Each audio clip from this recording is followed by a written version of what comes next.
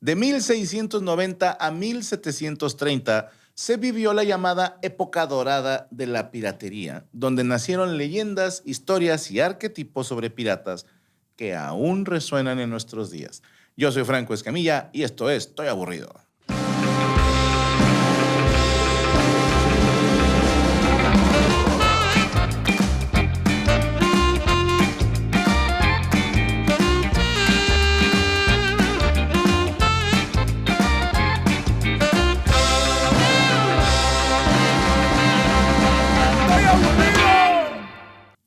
Primero que nada, perdón, me gustaría aclarar que el término Edad de Oro de la Piratería fue acuñado hasta 1894, cuando un reportero inglés llamado George Powell escribió la frase: aparentemente fue la edad dorada de la piratería durante el siglo XVII. Y 3 años después, el historiador John Fiske escribió: en ningún otro momento de la historia el negocio de la piratería prosperó tanto como lo hizo durante el siglo XVII y la primera mitad del siglo XVIII. Se puede decir que su edad dorada se extendió de 1650 a 1720. Aclaro esto porque ningún pirata dijo alguna vez: no cabe duda que estamos en la edad dorada de la piratería. Sí, ninguno. Ningún pirata dijo: yo pertenezco a la generación dorada. Pura pitch generación dorada. Nadie dijo de esas mamadas. Entonces, ¿por qué le llaman así a esa época? Bueno, es momento de hablar de causas. Culo, póngase a jalar. Causas.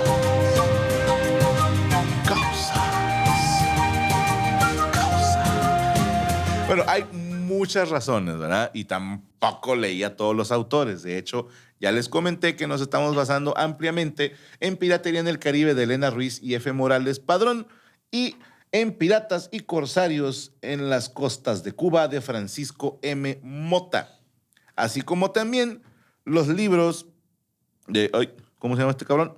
Piratas de Jean-Pierre Moreau y Mujeres Piratas de Laura Soc Duncombe. Hay un chingo de libros, no todos los consigues físicamente, pero yo conseguí en digital bastantitos de ellos.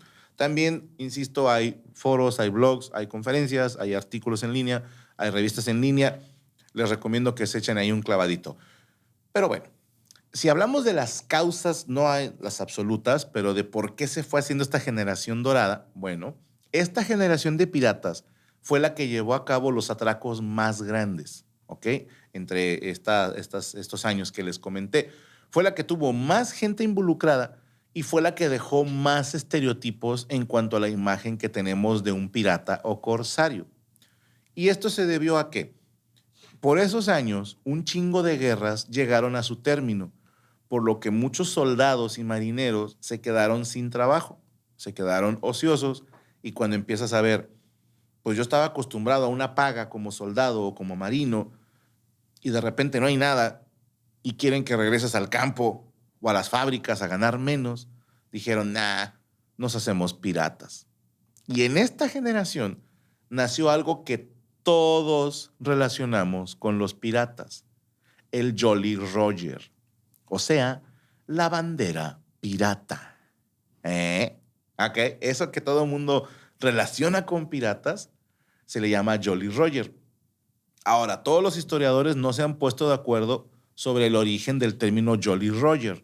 Unos dicen que viene del francés Jolly Rouge o rojo bonito. Otros que fue por un pirata asiático que se llamaba Ali Raja, que significa rey del mar. Otros que viene de Old Roger, que significa vagabundo errante. Perdón, no malito. Y es una manera de referirse al diablo, ¿ok? Y hay otra hipótesis que viene del rey templario Roger de Sicilia II. Otros dicen que viene de Holy Roger en referencia a un santo. Pero bueno, los piratas ya habían, antes de la aparición del Jolly Roger, usaban banderas rojas y negras. Si recuerdan, cuando hablamos de Senji Sao, vimos que tenían varios colores de sus banderas. La bandera negra era asociada con piratas.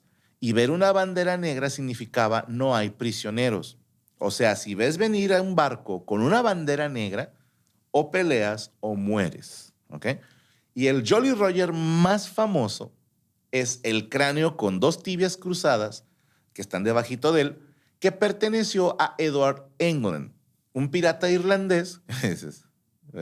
Eres irlandés, te pidas England, que originalmente era marinero y en el barco que él venía lo capturaron unos piratas. Y fue así de, ¿qué onda, puto? ¿Se unen o van de esclavos? Dijo, pues me uno. Y se unió a la tripulación y en menos de 3 años ya era capitán de una flota al mando de un barco llamado Royal James, con el cual asoló las costas africanas por un buen rato hasta que un mal día su tripulación se le amotinó y al menos no lo mataron, pero se dice que murió pobre y viviendo de la caridad de la gente. Ahora, el primer Jolly Roger del que se tiene registro es el de Emmanuel Wynne, que es el cráneo con las tibias cruzándolo por detrás con un reloj de arena por debajo del cráneo. ¿Ok? En la generación dorada hubo muchos nombres que lograron resaltar del resto y les voy a ser bien honesto, no me da tiempo para nombrarlos a todos. Entonces escogí a unos cuantos y ofrezco una disculpa si tu pirata favorito no es nombrado. Porque luego la gente, está de la chingada porque te faltó mi tío Pepe Jackson. Tu tío era puto, ¿ok? Va. Vamos con el primero. Olivier Levasseur, a.k.a. el Gavilán Bucanero. Este bucanero francés, que le dicen el Gavilán, estuvo en un motín de un barco que se llamaba La Postillon. Y él empezó como corsario durante la Guerra de Sucesión Española y después se alió con 2 afamados piratas ingleses, Benjamin Hornigold, de quien hablaré más adelante, y Samuel Bellamy, a.k.a. Black Sam. Ahora, Black Sam formaba parte de la tripulación de Benjamin Hornigold, que les acabo de decir, y antes de cumplir 30 años, él ya había capturado 50 naves. ¿Ok? Él era achichincle de alguien, de Benjamin Hornigold, y luego se hizo capitán, capturó 50 naves, y dicen que se la cortaron porque una tormenta lo hizo naufragar y perdió la vida. ¿Ok? Ahora, el buen gavilán, Olivier Levasseur, anduvo echando desmadre en el Caribe y en las costas de Brasil, y después le entró a las costas africanas y capturó su buque insignia Rein des Indes, que a pesar de que era un impresionante buque de 250 toneladas y 28 cañones, se fue a pique en la isla Mayotte, donde se unió al capitán Jasper Seeger. En 1721 capturó la fragata portuguesa Nossa Senhora do Cabo, que traía un cargamento de oro, diamantes y distintas mercancías. Pero un año después, la tripulación le chingó su parte del botín y se indultaron, porque empezaron a ofrecer indultos los reyes. Los países empezaron a decir, a ver, el que era pirata y corsario, si se indulta ahorita, se la perdonamos.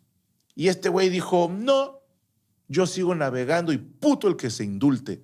Y se metió a trabajar como piloto en Madagascar, donde desgraciadamente lo reconocieron y fue juzgado como pirata y condenado a la horca. Ahora, ¿cómo lo reconocieron y por qué menciono a este pirata? Bueno, de entrada no les dije desde el principio a propósito, pero se dice de este cabrón que él usaba un parche en el ojo izquierdo. Y cuando lo iban a colgar, lanzó a la gente un papel con un criptograma que decía, que encuentre mi tesoro el que logre descifrarlo.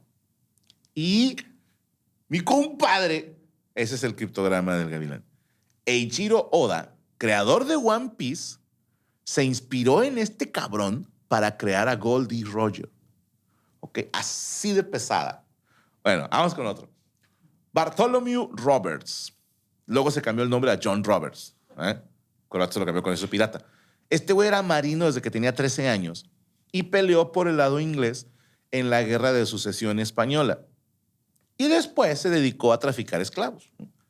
Para los 37 años se volvió navegante trabajando a las órdenes de un pirata galés de nombre Howard Davis. Y estos güeyes capturaron la embarcación donde trabajaba Bartholomew y le dijeron, ¿qué onda, güey? ¿Te quieres unir a la tripulación? Dijo, va, me meto.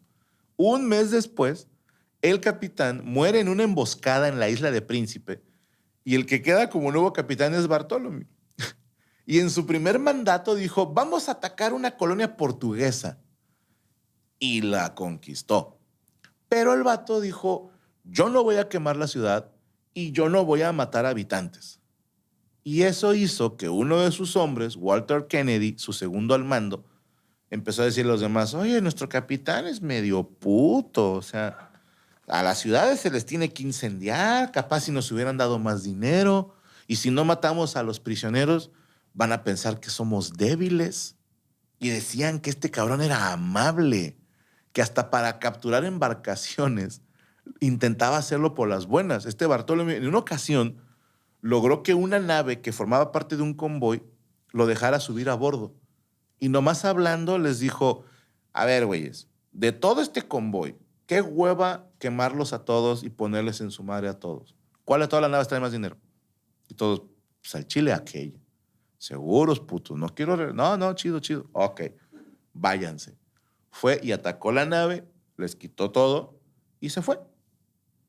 Hubo otra ocasión que persiguió un bergantín para robarles y Bartholomew y su tripulación quedaron a la deriva y sin provisiones y mandaron pedir ayuda en una canoa, pero Walter Kennedy, el segundo al mando, organizó un motín y se llevó el buque Robert, así como gran número de desertores. El vato dijo, ahora soy yo el capitán y chinguen a su madre y que lo capturan al pendejo. Y lo ejecutaron en Londres. Bartholomew Roberts y sus amigos sí se salvaron y siguió pillando en el mar Caribe, pero las autoridades de Martinica mandaron 2 embarcaciones para capturarle. Los piratas huyeron con rumbo a Terranova y dejaron la ciudad en ruinas para después de ahí partir a Guinea, donde un barco de San Cristóbal se unió a su flota. O sea, este güey todavía convenció, vénganse, güey, saca de la raza, la chingada. Dijeron, va. Y esos mismos güeyes que se acaban de unir le dicen, oye, de Martinica salieron unos buques y vienen con órdenes de apresarte. Y Bartholomew Roberts y la tripulación dijeron, ah, sí, pues le declaramos la guerra a Martinica y Barbados. Y continuaron atacando embarcaciones inglesas y francesas en la zona para después navegar otra vez a Guinea. Cuando iban rumbo a África, hubo una pelea encubierta y Roberts dijo que sin querer, pero no sabemos, mató a un tripulante llamado James Perry. Y James Perry, si vieron el episodio pasado, estaba unido en matelotage. O sea, tenía un camotón llamado Richard Jones. Y cuando se entera que el capitán había matado a su marido, digo, a su amigo, que le pone la putiza de su vida. Y ya después todos decían, ya, la chica, este capitán todo hecho mierda. Y el vato, no te comprometas. El vato se alió con otro tripulante y se llevaron parte del botín y convencieron a 70 güeyes de desertar. Entonces Bartholomew perdió la dignidad, 2, 3 dientes, buques y gente. Pero siguió atacando. Ahora se fue a Senegal y hay una anécdota en la que cuentan que atacaron una flotilla que traía esclavos y dijeron, voy a quemar la nave que trae los pinches esclavos y no me dan un rescate. Y bueno, le dan el rescate, pero Roberts ordenó primero sacar a la gente del barco. Nada más que cuando incendian la nave, 80 de ellos todavía estaban ahí y murieron por el fuego o al lanzarse a un mar que estaba infestado de tiburones. A raíz de esa anécdota, hay fuentes que creen que esto dio origen al cliché de pasar por la tabla a un condenado para que los tiburones se lo coman. No fue que este güey dijo, aviéntenlos a los tiburones. No, se incendia el barco, los pocos esclavos que quedaban se avientan al mar y los tiburones dijeron, ¡ah, chocorroles! Bueno, Bartholomew Roberts murió a causa de una herida de cañón que le pasó por la garganta cuando estaba peleando contra unos buques ingleses. Se le recuerda porque él era muy pulcro en su vestir, era culto, era religioso, refinado, no bebía alcohol, bebía té, trataba a las mujeres con gentileza y su sombrero traía plumas y creó un código de conducta para sus piratas. Fue tanta la fama de Bartholomew Roberts que es mencionado en el libro La Isla del Tesoro de Robert Louis Stevenson, aparece en Assassin's Creed, Black Flag, se le menciona en Piratas del Caribe, en la película En el Fin del Mundo, como que el creador del código pirata.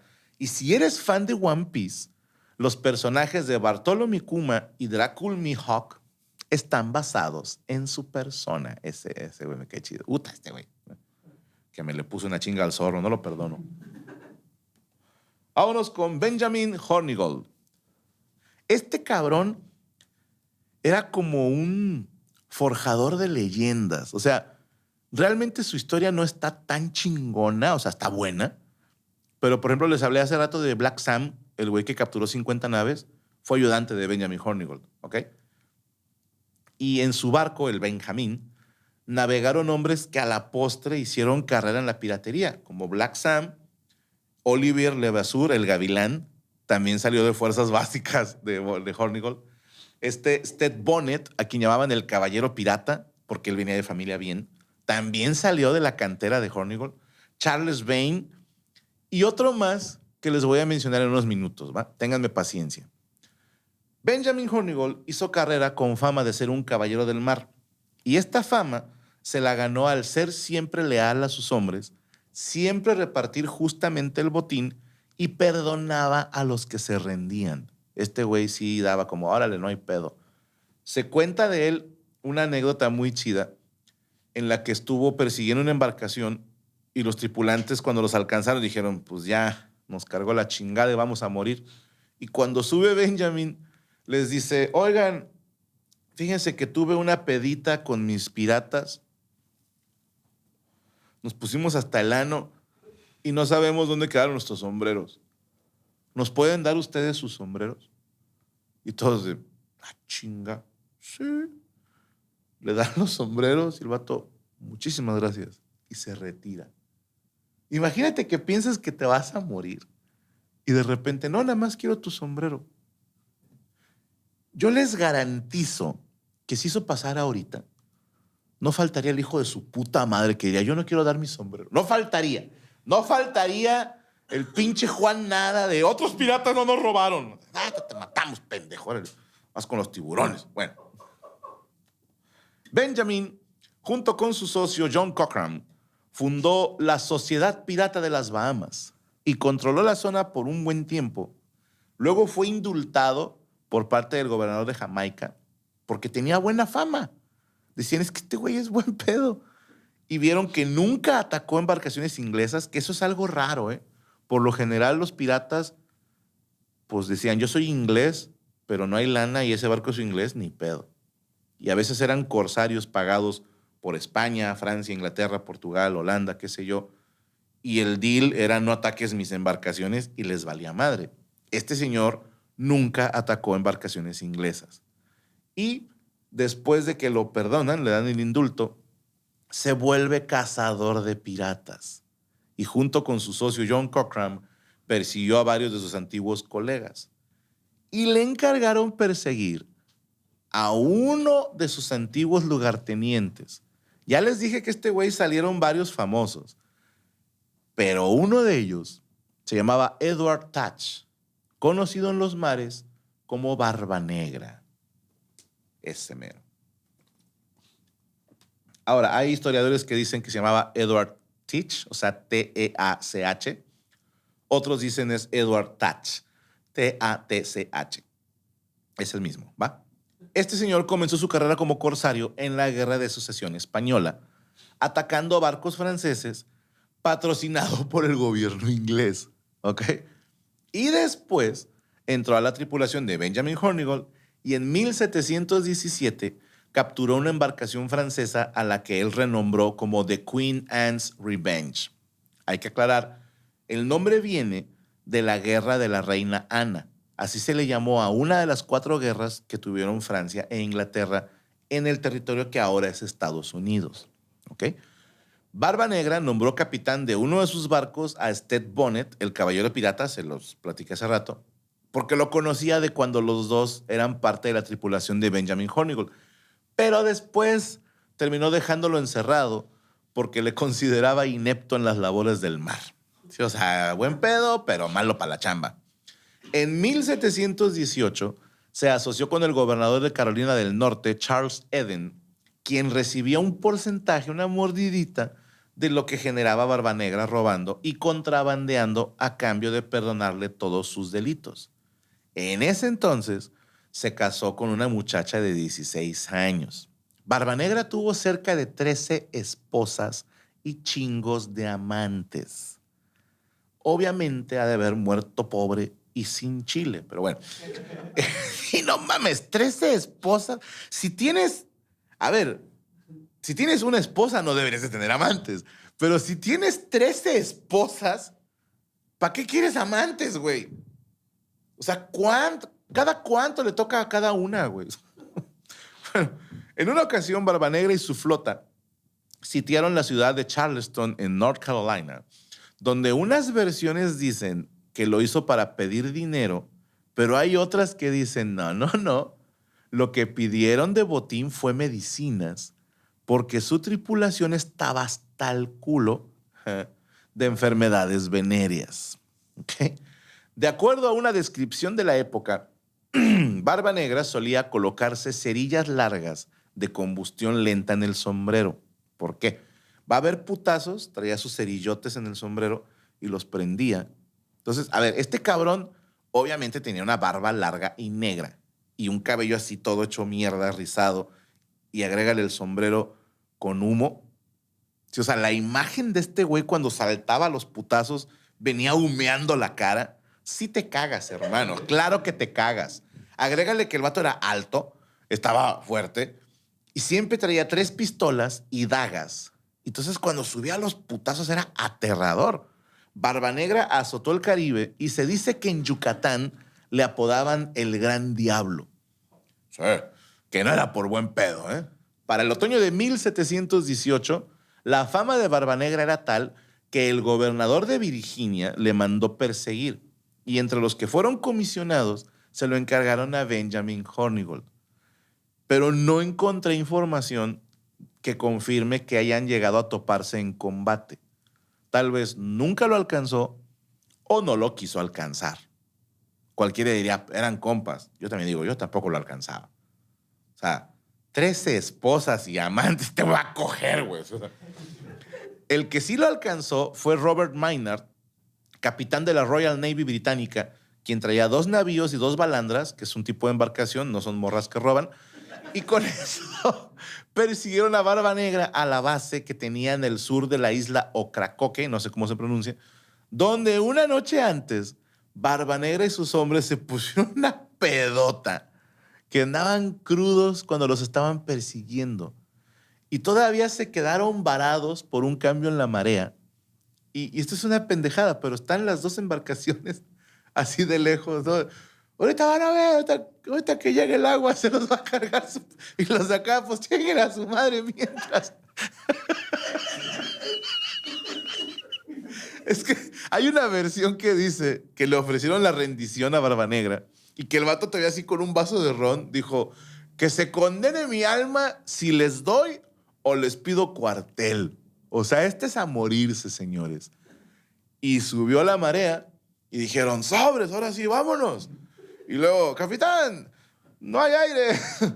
¿Cómo que no hay aire? No, y las embarcaciones flotando, esperando a que venga aire para poder perseguirse. Y la persecución se hizo remando. Que se me hace la mamada. No te sé decir, fíjate, en mi pueblo dicen un dicho, caballo que alcanza gana. Esto es que si van corriendo 2, el que va atrás trae más motivación. Así como, ya mero lo alcanzo. Pero yo creo que el de adelante trae más motivación porque no quiero que me alcance. Entonces yo no sé quién remó más duro. Si los de Barbanera, ¡ah! Y el vato picándoles el culo con cerillas, ¿no? O el de los ingleses, ahí está, ya mero los tenemos, pero se corretearon remando. Los ingleses no tenían artillería y por eso los putazos se hicieron más como con rifles y, bueno, mosquetes. Y por fin Robert Maynard le dijo a sus marinos, a sus soldados, vamos a escondernos bajo cubierta y nada más voy a quedar yo con el timonel. No, capitán, que hagan caso, güeyes, confíen en mí. Barba Negra vio que ya no había mucha gente en cubierta. Dijo, ah, chinga, o les matamos varios o se escaparon. Y dijo, esta no se la van a esperar. Vamos a abordarlos nosotros a ellos. Y que los abordan, pero ¡oh, sorpresa!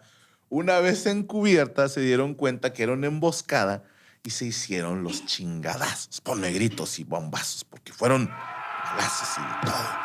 Mentadas de madre.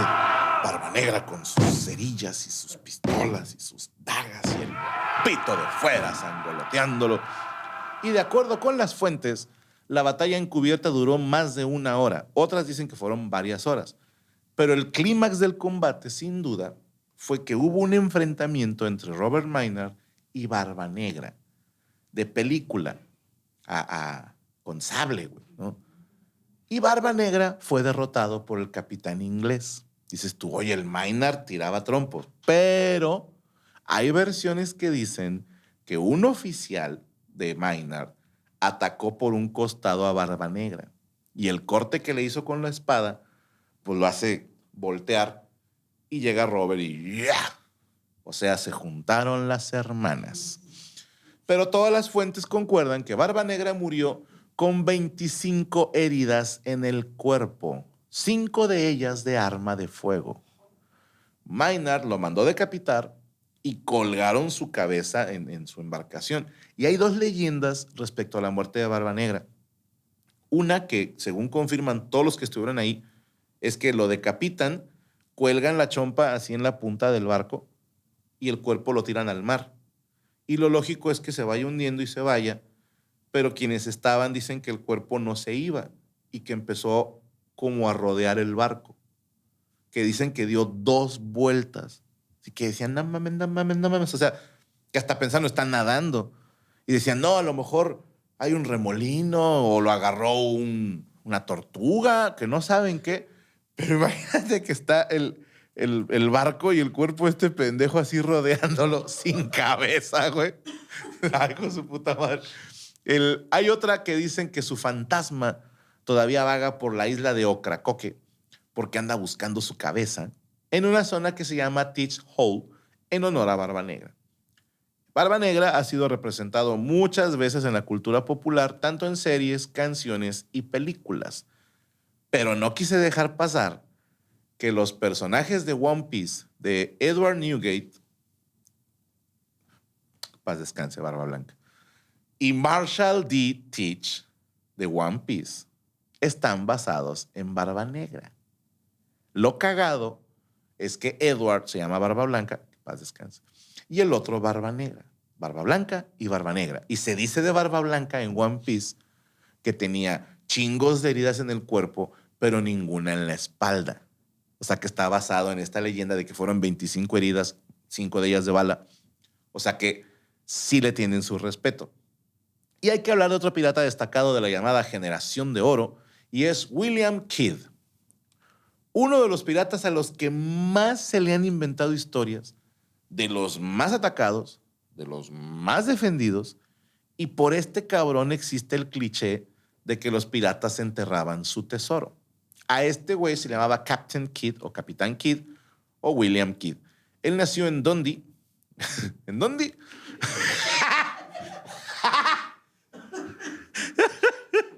En Dundee, Escocia, o Dundee, se va a pronunciar así, ¿verdad? En 1655. Aunque hay otros autores que dicen que nació en Greenock en 1645. Entonces échenle un más o menos 10 años. Este cabrón empezó como marinero a edad temprana. Perdón. Y para 1694 ya era un próspero naviero establecido en Nueva York. Al año siguiente se trasladó a Inglaterra, donde con el respaldo de Richard Coote, el conde de Bellamont, le dieron patente de corso de parte del rey Guillermo III para combatir la piratería. Y a bordo del Blessed William, el capitán Kidd se dedicó a atacar embarcaciones francesas por órdenes de la corona inglesa. Porque otra vez, franceses e ingleses estaban en guerra. Esta fue la Guerra de los 9 años entre Inglaterra y Francia. Y en 1689 formó parte de la flota que atacó la isla Marigalante. Ah, que la chingada. Perdón. Época de alergias, ¿qué les digo? Y el pinche cigarro. ¿Se acuerdan que les conté en un toy aburrido de que en los viajes de Colón, los tripulantes de Colón querían llamar Marigalante a una embarcación en honor a una prostituta? Bueno, en la segunda expedición sí bautizaron así a una de las naves.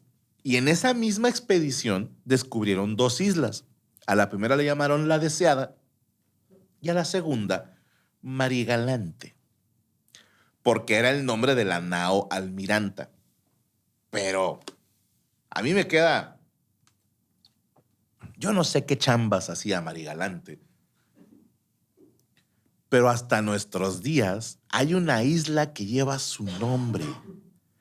Yo no sé cuántos seguidores tenga tu onlyfanera favorita, pero la Marigalante hacía el snorkel, hacía el racimo de uvas, la bolsa con moscas, Dirty Sánchez, Mortero y otras que se inventó ella. Porque dime qué otra puta tiene una isla con su nombre. Bueno, en febrero de 1690, mientras Kidd estaba en tierra, se le amotinó su tripulación y le chingaron su barco Blessed William y zarparon en busca de una vida de piratas. Pero William Kidd consiguió otra embarcación a la que llamó Antigua y persiguió a su antigua tripulación hasta Nueva York. Creo que en 1691 se dice que alcanzó a su antigua embarcación y hombres y los hundió a la chingada. Hay otros que dicen que nunca logró alcanzarlos, no sé, ¿verdad? Encontré las dos. Pero lo que sí hizo ese año fue que se casó con una viuda rica llamada Sarah Ort y se dedicó a vivir como un mercader respetable, pero dicen que de vez en cuando se aventaba chambas como corsario. Y gracias a estos trabajos se ganó el favor de Robert Livingston y Richard Coote, conde de Belmont, quien acababa de ser nombrado gobernador de Nueva York y Massachusetts. Y los tres armaron un consorcio y consiguieron que un grupo de inversores anónimos pagara viajes para que Kidd atacara barcos franceses, asaltara barcos piratas en el Océano Índico y se repartieran el botín con su grupo de inversores y la corona inglesa. ¿Me estás diciendo que a veces los gobiernos contratan delincuentes para beneficiarse? En la época dorada de los piratas, el capitán Kidd tenía ahora un nuevo barco que lo llamó Adventure Galley. Tenía 150 tripulantes y 34 cañones. Y en la primavera de 1696 zarpó, pero hubo una leva de la Armada inglesa. ¿Qué es una leva? Cuando hay guerras, de repente los gobiernos dicen, primero, es como, oigan, el que quiera entrarle a ser parte del ejército va a haber audiciones, no sé, ¿verdad? Y luego nadie se anota, dicen, bueno, pues ahora va a huevo. Todos los hombres entre 18 y tantos años tienen que venir a pelear. Eso es una leva. Y el vato perdió a casi la mitad de sus hombres. Y para poder completar la tripulación, buscó aventureros y delincuentes. Que dices, pasaron los meses y como no capturaron a ninguna embarcación pirata, la tripulación presionó a Kidd. Dijeron, vamos a dedicarnos a la piratería mejor. Pero muchos de la tripulación original habían muerto o desertado y este güey tuvo que reclutar esclavos en Madagascar. Entonces ya tenía esclavos, delincuentes y aventureros que le decían, güey, hacernos piratas. Y dijo, pues ni pedo. Acuérdense que ya se le habían amotinado a una tripulación. Y durante un tiempo, William Kidd se dedicó a atacar barcos mercantes holandeses, portugueses y hasta ingleses. Y entre agosto y septiembre atacaron las islas Lake Divas, donde el saqueo y las violaciones no faltaron, ganándose el capitán Kidd fama de pirata desalmado y no un corsario de la corona inglesa. Uno de los sobrevivientes de un ataque declaró que el capitán Kidd era un hombre lujurioso que se peleaba con sus hombres en cualquier ocasión y que siempre cargaba sus pistolas amenazando a todos de volarle los sesos si no lo obedecían o si lo contrariaban. A ver, hay otra anécdota que dicen que este güey se peleó en una como taberna. Unos dicen Isla Tortuga, otros dicen que fue en territorio que ahora es Estados Unidos, no lo sé. Pero que todo el pedo fue por una morra y que mató a un cabrón. No sé, ¿verdad? O sea, a mí me sonaba creíble lo de que el vato siempre andaba espistolado y que a mí no me hacen caso, chinguen a su madre, porque tienes que hacerlo. Sí, o sea, estás trabajando con puros animales, puro delincuente, y ya se le habían amotinado, entonces dijo, ni madres. Hay otra historia que dice que como la tripulación andaba inquieta y se querían amotinar, William Kidd mató a uno de sus artilleros, llamado William Moore, y lo mató a golpes con un cubo de madera, hacia, pues, a tinajazos, güey. Que dices, ay, güey, hay mejores maneras, Kidd.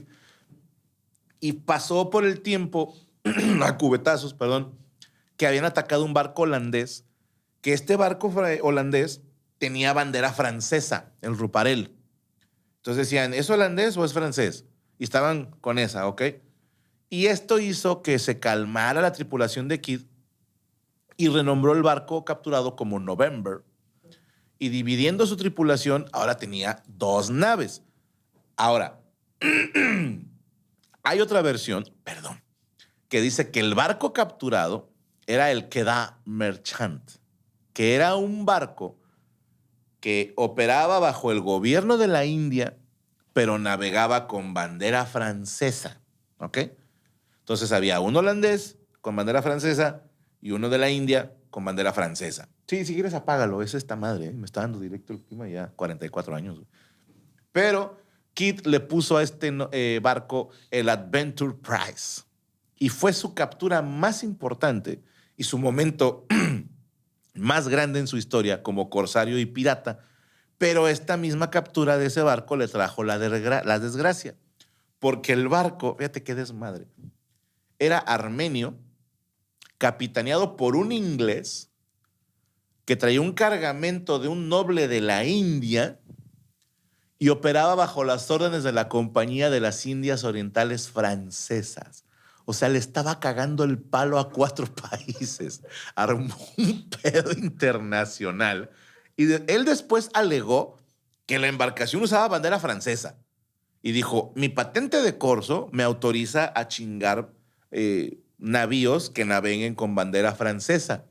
Le dijeron, sí, puñetas, pero este es de un armenio que viene por parte de la India y le estás cagando el palo también a los franceses porque es de las Indias Orientales y traes cargamento de otro país. O sea, se la estás cagando a todos, güey. Dijo, bueno, ustedes me dieron permiso y traían bandera francesa. Pero Kidd no se enteró que meses antes se había acabado la guerra entre Francia e Inglaterra y ya no había permiso de atacar embarcaciones francesas, porque eso violaba la paz entre Inglaterra y Francia. Agrégale que el güey atacó sin éxito embarcaciones portuguesas y se alió con otro pirata británico, Robert Culliford, que otras fuentes dicen que hasta le juró lealtad y la chingada. Y esto provocó que se ordenara el arresto de William Kidd. Kidd se entera en abril de 1669 que a pesar de que había un perdón general para los piratas, había indulto, todos los gobernadores coloniales británicos tenían orden de arrestarlo. Dijo Kidd, no hay pedo. Le voy a decir a mi compa Richard Coode, el conde de Belmont, que me puede ayudar. Tenemos un consorcio patrocinado por un chingo de gente. Pero, oh sorpresa, el conde de Belmont arrestó a Kidd en julio de 1699 y con eso logró limpiar su nombre y que no lo asociaran con William y los piratas y se quedó con el botín del pirata. Pero Kidd se dice que no entregó todo, porque aparentemente había enterrado parte de su tesoro y confesó en Boston a las autoridades dónde estaban los lugares donde había escondido sus ganancias. Y empezó a correr la leyenda de que no les dijo todo y que la mayor parte del tesoro de William Kidd seguía enterrado. Es por William Kidd que existe la creencia de que los piratas enterraban sus tesoros. Pero de acuerdo con un chingo de autores te dicen, esto es falso, güey. Esto es falso.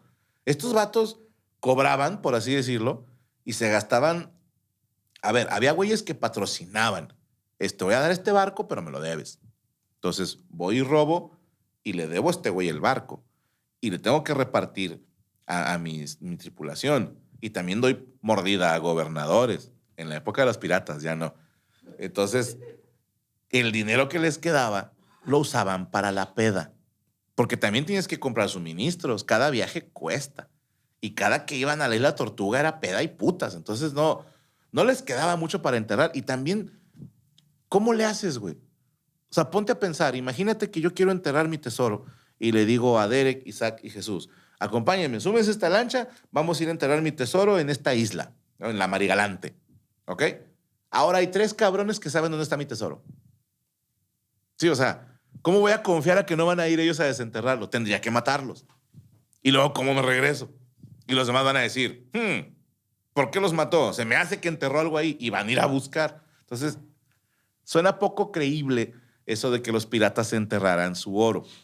Es un estereotipo, es un cliché que nace por la historia de William Kidd. Bueno, este cabrón estuvo en prisión durante casi un año en Newgate, Londres, y se intentó dar con sus patrocinadores anónimos de su consorcio, pero como eran altos mandos los involucrados, todos los documentos se perdieron. Se retrasaron los procesos y se eliminaron pruebas y testigos. Esto en Inglaterra, en 1701. Aquí en México, gracias a Dios, eso no sucede. El capitán Kidd fue procesado por los delitos de piratería y por matar al artillero al que agarró a cubetazos. Kidd se defendió diciendo que los ataques a los barcos pequeños fueron porque su tripulación lo obligó. Quiso aplicar la cortesía, pero no le salió.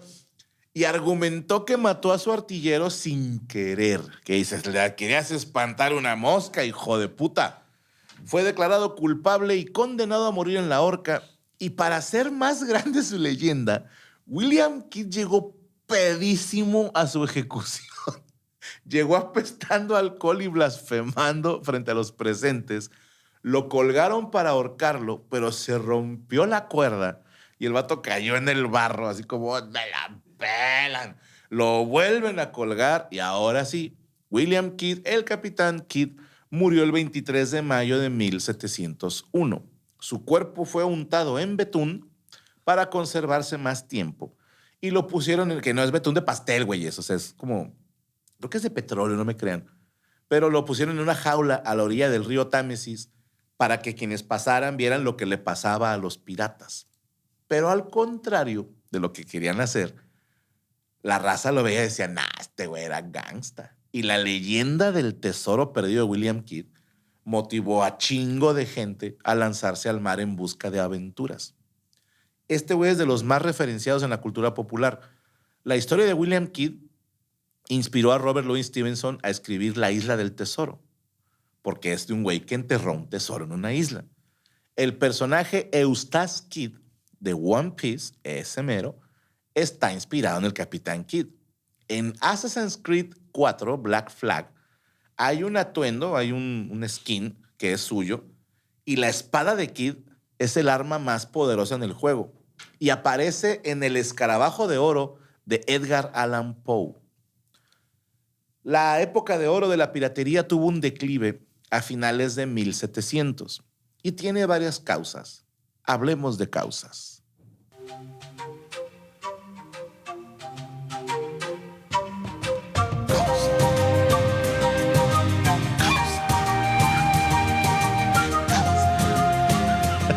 Bueno, en primer lugar, las ciudades costeras empezaron a protegerse de mejores maneras. Se construyeron fortalezas, se montaron cañones para proteger la costa y los gobiernos europeos empezaron a proteger a sus convoys con embarcaciones mejor armadas que las de los piratas. En segundo lugar, los gobiernos comenzaron a reclutar marineros y a indultar piratas para mandarlos a cazar piratas. Empezó esta tendencia de cazapiratas y eran güeyes que se sabían las rutas marinas, los escondites, las islas, con quién hablar. Y obvio otros dijeron, mejor nos retiramos. Entre indultados y casados, chingatela. Y el más importante, había muchas guerras en los países europeos Y entonces los que se hicieron piratas porque ya no había chamba decían, a ver, yo prefiero ser soldado, tengo un salario, o sea, es peligroso, pero mínimo estoy del lado bien, por así decirlo. Y se dejaron de piratería y se metieron a los ejércitos para tener un sueldo.